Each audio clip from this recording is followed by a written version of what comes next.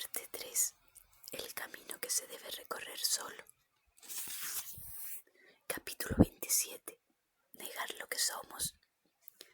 Los últimos funerales por la muerte de Inushiro Ito, médico del clan Yamada durante más de 40 años, se celebraron una tardía mañana de primavera que regaló a la memoria del difunto una luz cálida, capaz de aliviar el corazón de los que le despedían.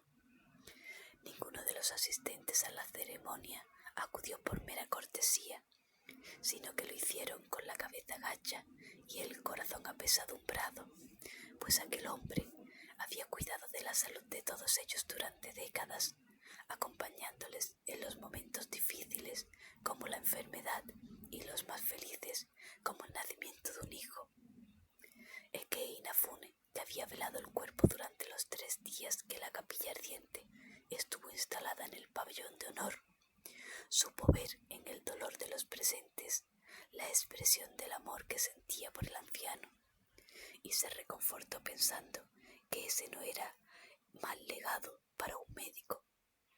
Ogine, sin embargo, resultaba más difícil de consolar. Solo él había visto llorar cuando su padre abandonó este mundo para retornar al cielo eterno de las cosas. Fueron lágrimas de despedida, serenas y contenidas, aunque Ekei sabía que la hija se atormentaba con reproches que se negaba a compartir. El cuerpo amortajado fue incinerado al 4.º día y el cortejo fúnebre regresó a la capilla, vacía ya de la presencia del difunto, para una última despedida. Los monjes cantaron el canon Kyo, mientras los asistentes al sepelio se aproximaban uno a uno al altar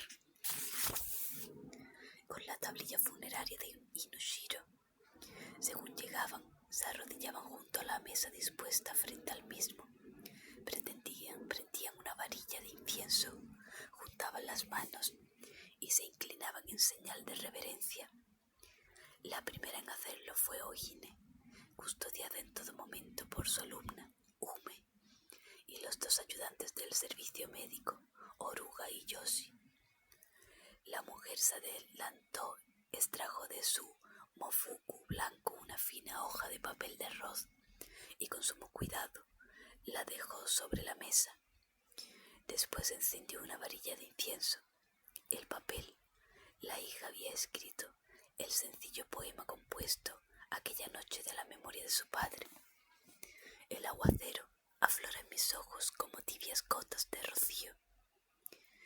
Todos los que se aproximaron al altar pudieron leerlo y regresaron a su sitio conmovidos por los sentimientos que Ogine había decidido compartir con ellos a través de aquellas silenciosas palabras. Torakusu Yamada, sin embargo, decidió expresar el dolor que sentía de una manera distinta y guardó un obstinado mutismo durante los días que se prolongó el funeral.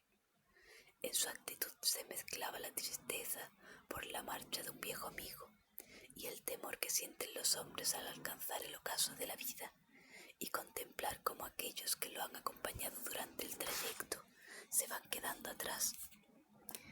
Tan profundo era su silencio que no llegó a expresar palabras de pesar por su viejo amigo, ni de desconsuelo hacia su hija, y nadie se atrevió a molestarlo en su aislamiento, hasta el punto de que muchos creyeron que permanecería así durante los 49 días de luto. Cuando el último de los presentes mostró sus respetos por la memoria de Inushiro y el sacerdote dio por concluidos los rezos, los asistentes fueron abandonando poco a poco la cámara ubicada en el anillo interior de la fortaleza. Así se disponía a hacerlo también Ekei Inafune, pues creía que había llegado el momento de dejar a Ogine a solas con su dolor. Sin embargo, antes de llegar a la puerta, Ume lo alcanzó para decirle que su maestra precisaba hablar con él. El médico volvió la vista hacia la estancia que iba quedando vacía, y entre los últimos rezagados, que arrastraban pasos cortos y palabras murmuradas en voz baja, divisó a Ogine, aún frente al altar de su padre, la mirada perdida en el vacío. Ogine la saludó al arrodillarse junto a ella, Necesita algo de mí. Transcurrieron unos instantes antes de que los ojos de la mujer enfocaran el mundo real y se volvieran hacia él. Cuando cobró conciencia de quién estaba junto a ella, realizó una profunda reverencia con las palmas de las manos en el suelo. Solo quería agradecerle lo que ha hecho por mi padre estos últimos días. Yo no podría haber mitigado su dolor como lo hizo usted. Me habría gustado poder ayudarlo de otra forma, pero mis conocimientos han sido insuficientes. Mi padre estaba más allá del auxilio de toda medicina, respondió ella. Aún así, el sufrimiento que le ha ahorrado, el que ya ha podido dormir en sus últimos días, para mí no tiene precio. Nunca se lo podré agradecer lo suficiente. No debe darme las gracias, más bien al contrario. Yo soy el que está en deuda con Maese Ito por el trato que siempre me dispensó. Aunque lo conocí durante poco tiempo, le considero uno de los pocos maestros que he tenido en mi vida, y un discípulo se lo debe todo a su maestro. La mujer inclinó de nuevo la cabeza en señal de agradecimiento, pero cuando volvió a levantarla, su mirada había retornado ya al pozo de melancolía en el que había caído hacía días. Ojine, la llamó él en voz baja. No puede torturarse de esta forma, no tiene la culpa de nada. Un día u otro, todos morimos. Ella negó suavemente. Mi padre no abandonó este mundo en paz. Debió partir con la tristeza de saber que su legado médico se extinguía conmigo. Seré la última Ito en servir a los Yamada. Si algo entristeciera a su padre, sería verla infeliz. Maese Ito fue un hombre con una vida plena, y, aun con la muerte aguardándole, jamás vi desasosiego en su alma. Yo diría que se sentía orgulloso de su hija. Reconfórtese en eso, en lugar de castigarse por algo de lo que su padre jamás la culpó. Si quiere hacer honor a su memoria, intente ser feliz y dedique su vida a la medicina, como lo hizo él. Tras esas palabras, encontró en los ojos de Ojine una gratitud distinta a la anterior. Aunque a Ekei le habría gustado permanecer a su lado y distraerla de sus pesares, creyó más adecuado despedirse con una simple sonrisa. Al abandonar la estancia, se cruzó con Ume, que los había observado desde la puerta del pabellón, abierta en par en par. «Muchas gracias, maestro», musitó la muchacha, mientras hacía una reverencia al pasar el médico por su lado. Ekei se detuvo un instante. «No te separes de ella», le rogó. «La soledad es mala compañía en estos trances». Ume asintió mientras miraba de reojo a su maestra. Se despidieron en silencio antes de que Ekei saliera al jardín que conectaba el pabellón con la torre del homenaje.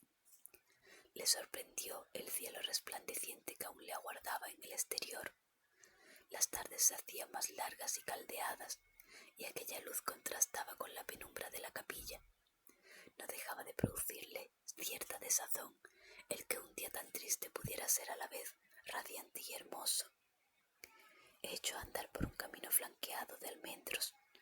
Las flores exhibían sin recato sus renovados colores, y la muchacha parecía aún más bonita ante la inminencia del verano. O así lo veía Ekei, pero no pudo evitar reparar en una hermosa joven de grandes ojos y rasgos delicados. Llevaba el pelo recogido sin adornos, no se había maquillado con sobriedad y vestía un discreto kimono claro, por lo que, sin duda, era una de las asistentes al funeral. Debió observarla con más descaro del que pretendía, pues la mujer terminó por sonreír. Pero en lugar de retirar el rostro tímidamente, le sostuvo la mirada y fue él el que debió girar la cabeza avergonzado. «Maestro Ekei», lo llamó entonces la joven sin reparos, lo que ruborizó aún más al médico. Este la miró intentando encontrar en aquella mujer un rostro conocido. «Yuki», dijo por fin. «Lamento no haberla reconocido antes. Es comprensible, mis atuendos suelen ser otros y es extraño verme maquillada. Esta mañana yo tampoco me reconocía frente al espejo». Ekei sonrió ante aquellas palabras que daban cuartel a su torpe reacción y consiguió reprimir cualquier comentario espontáneo sobre su aspecto, pues habría estado fuera de lugar. Imagino que también ha asistido al sepelio, apuntó el médico. Así es, mi padre y yo hemos venido en representación de nuestra familia. Ha sido una pérdida para todo el clan. Sí, me ha conmovido la sincera tristeza que he visto en los rostros, pero ni siquiera eso es consuelo suficiente cuando uno pierde a su última familia, reflexionó en voz alta, pues la conversación con Ojine aún le oprimía el pecho. La melancolía de la dama Ito nos ha entristecido a todos, dijo Yuki. Es una mujer muy fuerte. Nunca la había visto así. Espero que usted pueda hacer cargo del servicio médico hasta que ella se recupere. Haré cuanto esté en mis manos, pero no todo depende de mí. Los ayudantes de la señora son muy competentes. Aún así, no me sorprendería que en pocos días estuviera atendiendo a los pacientes con normalidad.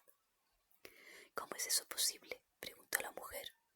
Por más abnegada que sea una persona, merece guardar el luto por sus seres queridos.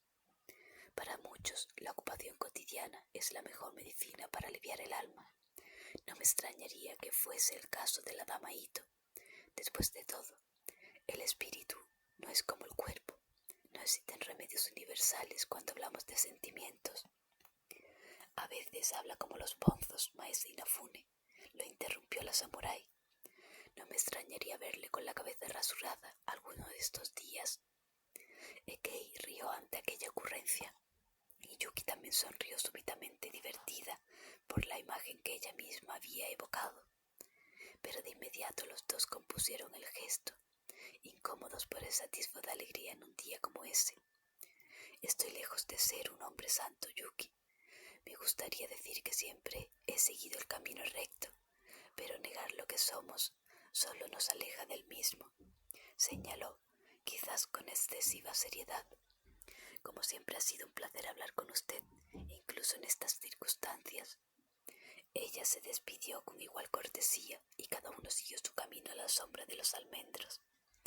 Mientras se alejaban en direcciones opuestas, Yuki no pudo evitar el impulso de mirar por encima del hombro hacia el médico, preguntándose por el sentido de las palabras con que se había despedido. En algunas ocasiones, lo que el maestro Ekei decía parecía encerrar más de un significado. Por algún motivo, cada vez disfrutaba más de los encuentros casuales con aquel hombre, tan distinto a todos los que había conocido. Levantó los ojos hacia el cielo en un intento de apartar al maestro Inafune de sus pensamientos, pero solo encontró el fulgor del atardecer entre las ramas. Deslumbrada, bajó la vista a la senda y apresuró la marcha. De repente necesitaba llegar cuanto antes a su casa, pero acostumbrada al holgado hakama de samurái, el elegante mofuku le constreñía las piernas y le impedía caminar con naturalidad. Comprendió entonces con súbita claridad qué suponía ser mujer y se sintió desfallecer ante el esfuerzo constante que era su vida. Hacía semanas, mientras cabalgaba de regreso desde Kanazawa, Susumu Yamada le señaló claramente el camino que, inexorablemente, debería recorrer. No temas, dijo con su habitual cinismo el hijo del daimio. Cuando llegue la guerra, permanecerás en el sitio que te corresponde. Y todos sabían cuál era ese sitio.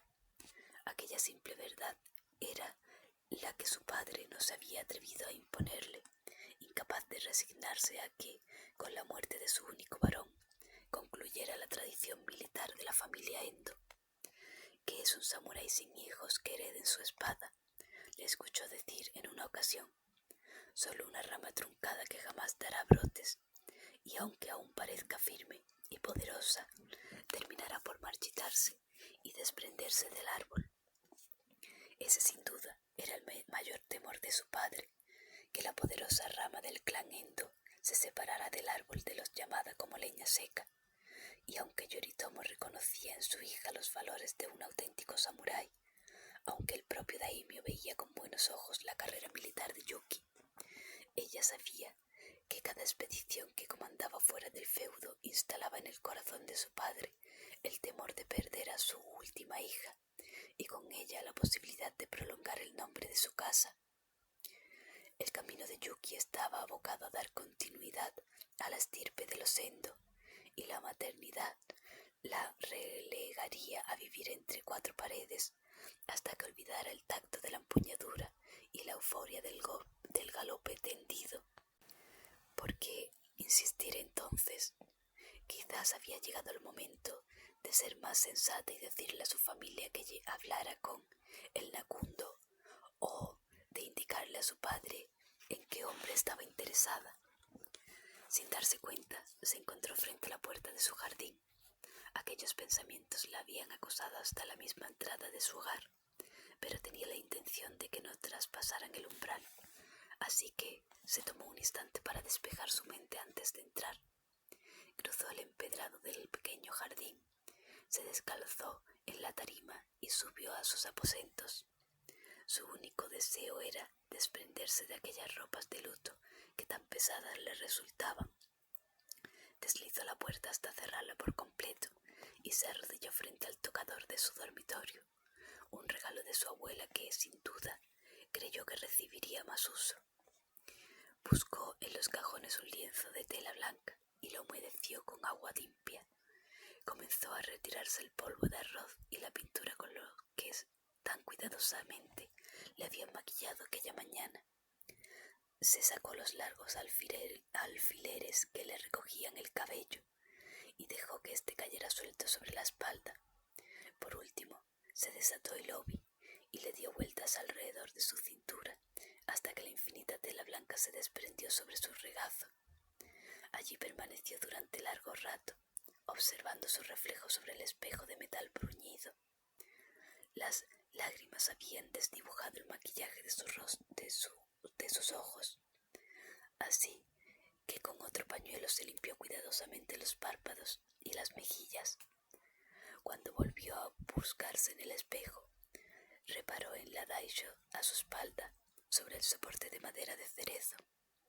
Era el tercer par de espadas que había en aquella casa, junto con las de su padre y las de su difunto hermano.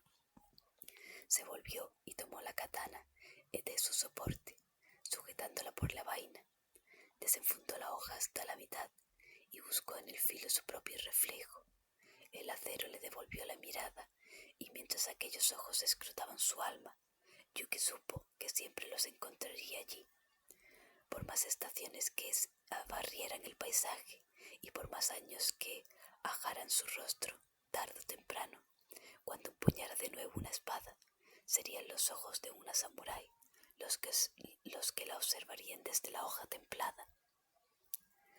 Eke Inafune abrió uno de los cajones de su yakuro y recontó los sobrecillos rellenos con hierbas picadas y minerales pulverizados. Sus dedos bailaron sobre los pliegues de papel hasta llegar al fondo.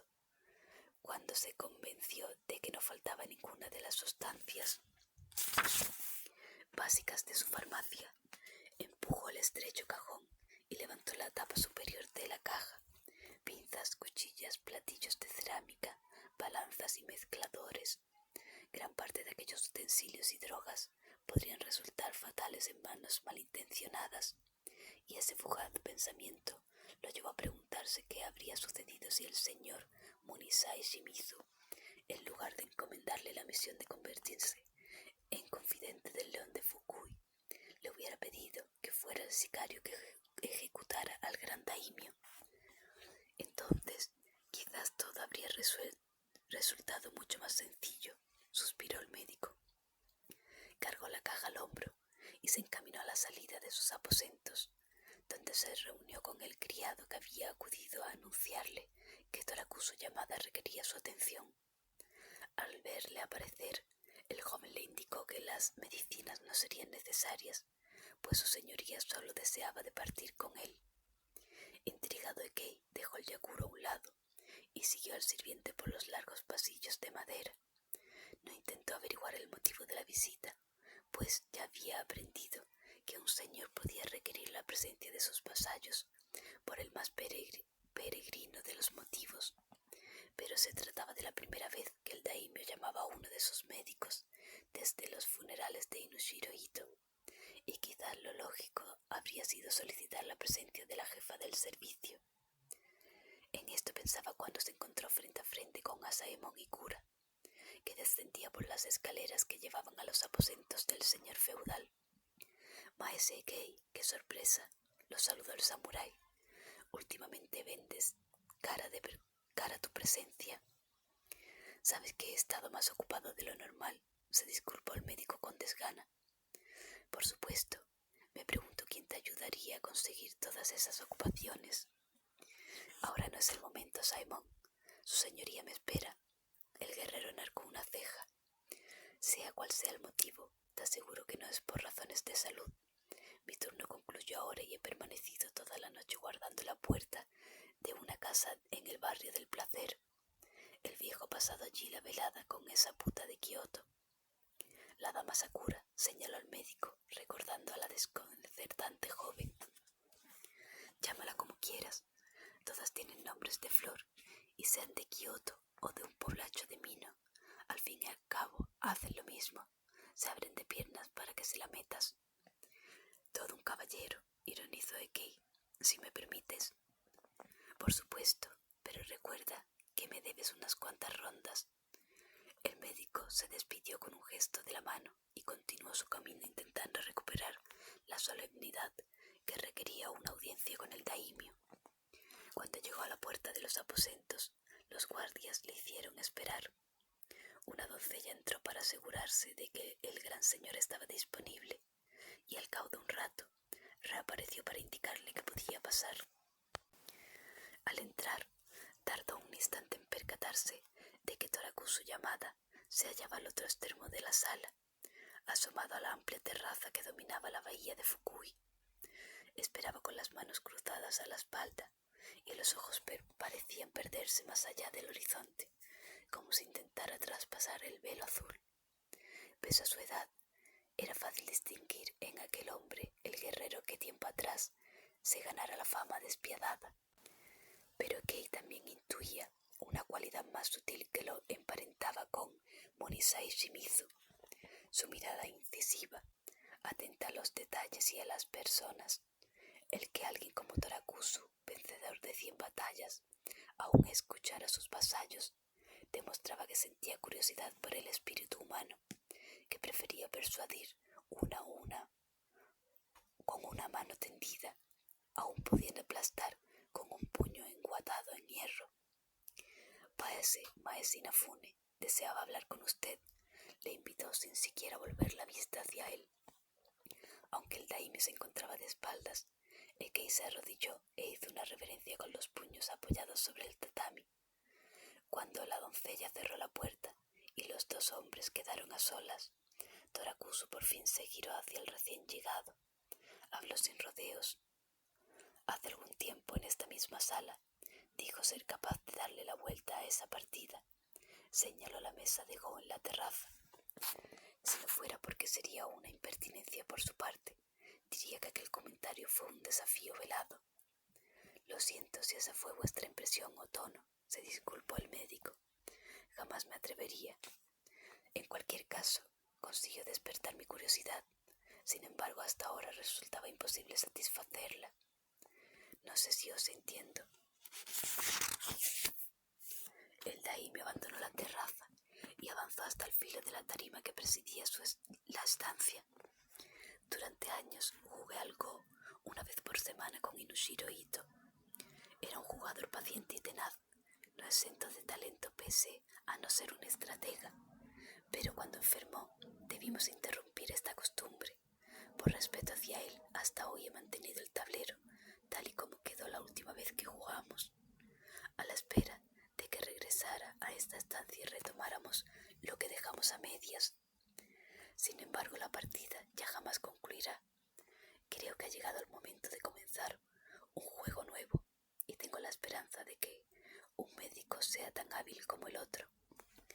Las palabras de Torakusu demostraban respeto por el viejo amigo, y aquello atenuó el sabor de victoria que Kei paladeaba en ese momento. No obstante, se ciñó a su papel. Otono, la muerte de Maese Ito ha sido una gran pérdida para todos. No puedo pretender ocupar su lugar.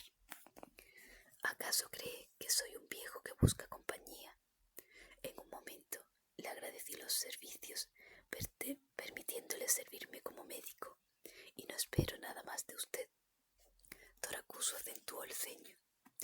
Pero ahora quiero retomar un hábito que he disfrutado durante años, y sé de sobra que en este castillo no hay nadie capaz de plantearme un reto digno sobre el tablero. Jugaremos una partida y comprobaré si usted es tan bueno como cree. Si al final resulta ser como tantos otros, sus funciones se limitarán a las que han sido hasta ahora y jamás volveré a reclamarle para jugar conmigo. Simplemente guardaré ese viejo tablero bajo llave y me olvidaré de él, como he hecho con tantas otras cosas a lo largo de mi vida. Intentaré ser un rival a vuestra altura.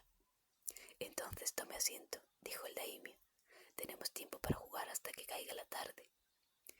No sin cierto titubeo, Ekei ascendió a la tarima poniéndose a la misma altura que su señor.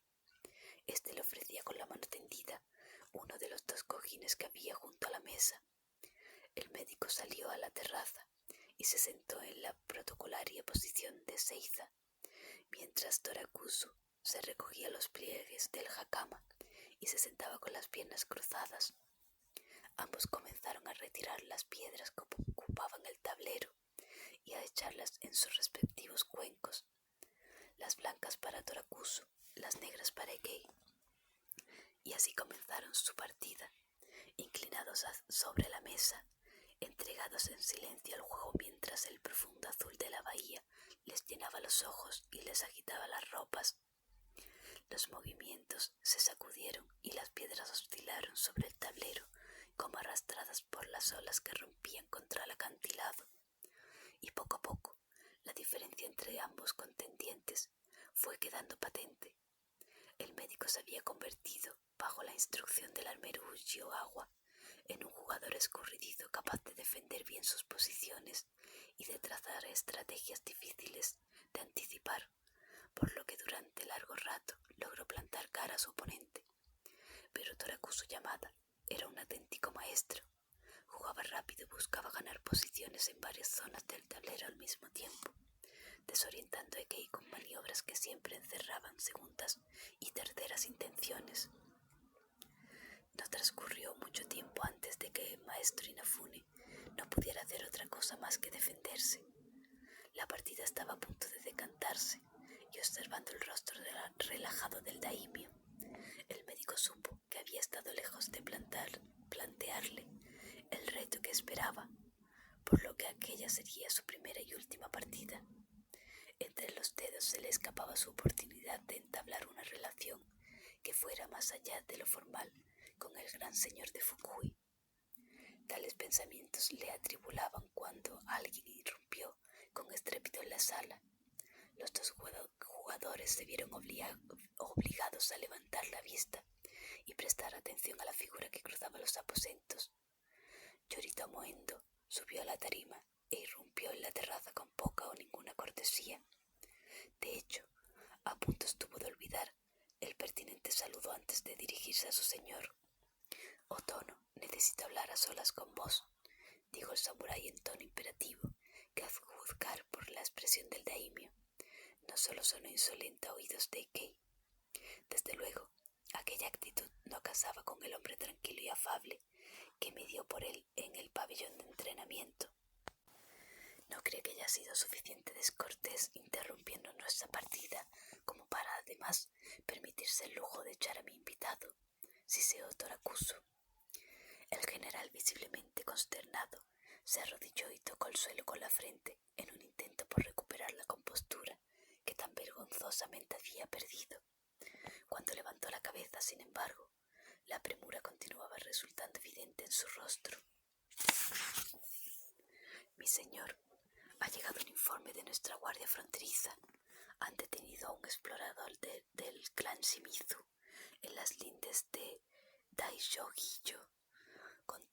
Con total seguridad registraba la disposición de nuestros puestos de vigilancia en el sur. Se están preparando para la guerra, Otono. ¿Sería cierto?, se preguntó Ekei, al que la noticia había tomado tan de improviso que sintió hueco su pecho. Se habría plegado por fin Munisai Shimizu a las presiones de aliados como Tadashima, que abogaban por un ataque sorpresivo. Aquello supondría un cambio absoluto sobre su intención y el papel que debía desempeñar. Debía reunirse con el emisario de Shimizu cuanto antes. Sin embargo, las palabras del general no parecieron agitar de igual modo al señor de Fukui. No saque conclusiones precipitadas, Yoritomo. Le reprendió el daimio. Siempre ha sido un hombre prudente. ¿Por qué capturaremos a un explorador de Shimizu en nuestras tierras? No podemos inferir que se prepara un ataque. Debemos obrar con cuidado. Estamos en un momento sumamente delicado para la nación. Por lo menos déjeme concentrar nuestras tropas en la frontera. Así no correremos riesgos. No, rugió el león. Eso sería como una declaración de guerra. Shimizu y sus aliados tendrían motivos para pensar que preparamos una invasión. No cometeré semejante torpeza. Mientras aquellos dos hombres discutían la estrategia conveniente, Ekei fijó la mirada en el tablero de Go. Cualquiera habría creído que se trataba de su manera de mostrarse ausente, de abstraerse de una conversación que, evidentemente, no debía presenciar. Disculpe mi insistencia, Otono, pero no podemos correr riesgos. ¿Por qué preocuparnos si esto desencadena un conflicto? Bien preparado, nuestro ejército barrería el campo de batalla a la alianza de todos los clanes del sur de Echizen y del este de Wakasa. Los ojos de Torakusu Yamada se encendieron como ascuas avivadas por el viento súbito. La figura del general Endo pareció mermar bajo aquella mirada. No abuses de mi paciencia, samurái. Jamás vuelvas a contradecir a tu señor. Ruego disculpe mi insolencia, Otono. Como siempre, mi espada y mi vida le pertenecen. Yoritomo agachó la cabeza y no volvió a levantarla. Retírese, general. Y así lo hizo, caminando de espaldas sin alzar la vista del suelo. Cuando por fin hubo abandonado los aposentos, Torakusu dirigió su atención hacia el médico, que permanecía con la mirada perdida en el tablero. El daimio expulsó el aire con lento suspiro y se puso en pie. No estoy de humor para seguir jugando. Usted también puede retirarse. El maestro Inafune solo pudo asentir. Espero que podamos retomar nuestro juego pronto. Mientras observaba el tablero, creo haber descubierto cómo darle la vuelta a la partida. El león de Fukui echó un último vistazo a la mesa de Go y sacudió la cabeza. Si la partida no hubiera estado decantada de manera tan evidente, aquella aseveración podría haberse interpretado como una pésima broma. Nunca se le habría pasado por la cabeza cuán cierta resultaba ser. La figura se movía con pasos silenciosos, su sombra agitada por las antorchas que alternativamente iluminaban el largo pasillo. Caminaba con la cabeza alta, de forma que nadie que acertara a verlo pudiera pensar que su presencia allí no resultaba adecuada, pero sus gestos precavidos delataban que prefería pasar desapercibido. Continuó avanzando por el intrincado enjambre de pasillos hasta alcanzar una puerta shoji, pintada de rojo en su mitad inferior. Se detuvo junto a ella y contuvo la respiración, buscando con su oído algún sonido que, por imperceptible que fuera, indicara que podía haber alguien en el interior, aunque fuera durmiendo. Solo cuando estuvo plenamente convencido del silencio reinante, puso la mano sobre la puerta, miró una última vez por encima del hombro y deslizó el panel con suavidad para volver a cerrarlo cuando estuvo al otro lado. Hacía poco que había comenzado a atardecer y los aposentos de Kei Inafune parecían sumidos en una oscuridad asaeteada por haces naranjas. El intruso aguardó a que sus ojos se habituaran a la penumbra y escrutó las sombras en busca de algo que aún desconocía. Cruzó el recibidor y llegó a la amplia estancia central. En el extremo opuesto, una pequeña terraza cegada por varillas de bambú. En la pared lateral, una puerta entreabierta a lo que debía ser el dormitorio. sala auxiliar, probablemente una camarilla de estudio. Recorrió las habitaciones con pasos lentos, el oído atento a cualquier sonido procedente de la entrada y los ojos muy abiertos, buscando algún indicio de que el maestro Inafune era algo más que lo que decía ser. Todo parecía sumamente pulcro y ordenado, los objetos guardados en cajones, armarios y baúles. El intruso buscó metódicamente en cada uno de ellos, pues ninguno estaba cerrado con llave, como si allí no hubiera nada que esconder. Pero sabía bien que un hombre tan astuto como aquel sería creativo a la hora de ocultar un secreto. No usaría algo tan burdo como un cerrojo. Así que pisó sobre cada plancha de tatami, esperando escuchar un sonido hueco bajo la madera que revestía las paredes, y deslizó los escasos muebles a un lado con la esperanza de encontrar algo tras ellos, lo que fuera. Nada. Pero aquel hombre era escrupuloso en su proceder y se resistía a abandonar su empeño. Se adentró en el estudio y se entretuvo allí largo rato. Extrajo uno a uno los libros de la estantería para buscar entre sus páginas, con cuidado de memorizar su posición para devolverlos a su lugar exacto en el estante. En vano. Por último, reparó en la presencia del yakuro, aquella caja que Inafune siempre llevaba consigo, donde si no guardaría un médico sus secretos, se dijo, convencido de que ello. Se aproximó al pequeño cofre y observó que estaba cerrado con el cayado de bambú que se usaba para cargarlo al hombro, deslizado a través de dos argollas de hierro instaladas en la tapa superior. Un cierre rudimentario que solo tenía por objetivo evitar que la caja se abriera accidentalmente mientras era transportada. Así que tiró del bastón hasta que liberó las anillas.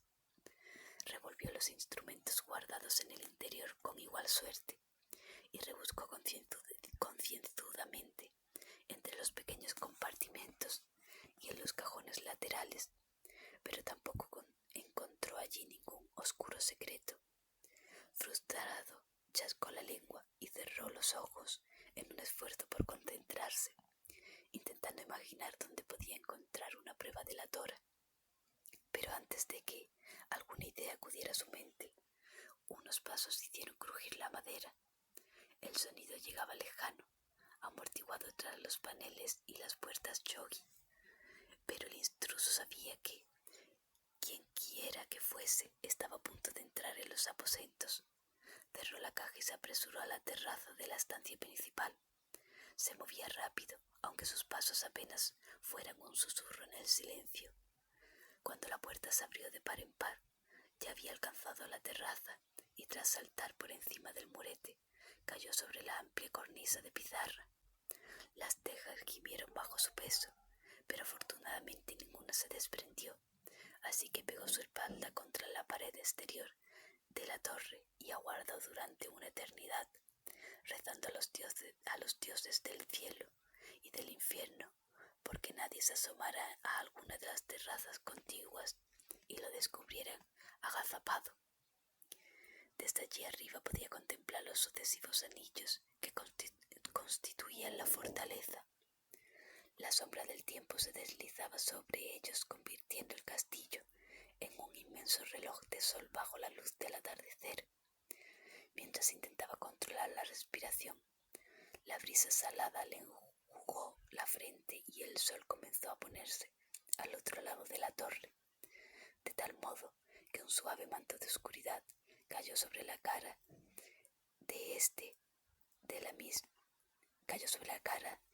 de la misma, donde se encontraban encaramados, cuando por fin no fue más que una sombra entre sombras. Asaemon Ikura se puso de nuevo en movimiento y desapareció al amparo de la noche.